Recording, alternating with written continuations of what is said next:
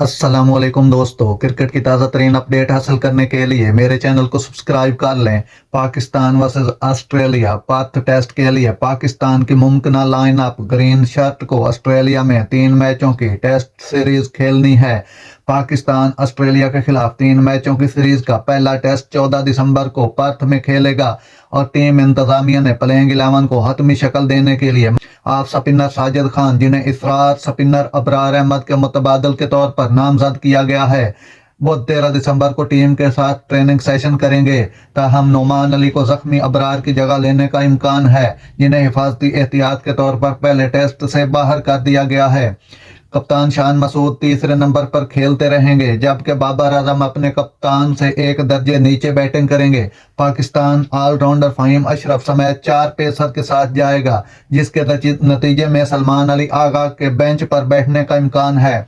शाहीन अफरीदी और हसन अली प्लेइंग 11 में होंगे और फ़हीम के साथ भी टेस्ट खेलने का इम्कान है। पाकिस्तान मीर हमजा, खुरम शहजाद और आमिर जमाल में से किसी एक को चौथे पेसर के तौर पर मुंतखब करेगा। वादे रहे 2019 के बाद पाकिस्तान का ऑस्ट्रेलिया का यह पहला टेस्ट दौरा है, जब उन्हें 2-0 से शिकस्त हुई थी, क्योंकि अजहर अली की कप्तानी में मेहमान टीम दोनों मैचों में इनिंग्स से हार गई थी। पाकिस्तान ने अपनी पूरी तारीख में ऑस्ट्रेलिया में कभी टेस्ट सीरीज नहीं जीती। पहला टेस्ट ऑस्ट्रेलिया बामुकाबला पाकिस्तान 14 से 18 दिसंबर पर्थ में खेला जाएगा। दूसरा टेस्ट पाकिस्तान बामुकाबला ऑस्ट्रेलिया 26 दिसंबर को मेलबर्न क्रिकेट ग्राउंड पर खेला जाएगा। तीसरा टेस्ट ऑस्ट्रेलिया बामुकाबला पाकिस्तान 3 से 7 जनवरी सिडनी क्रिकेट ग्राउंड में खेला जाएगा। नाजरीन, ऐसी बार वक्त खबरें सुनने के लिए मेरे चैनल को सब्सक्राइब कर लें। अल्लाह हाफिज।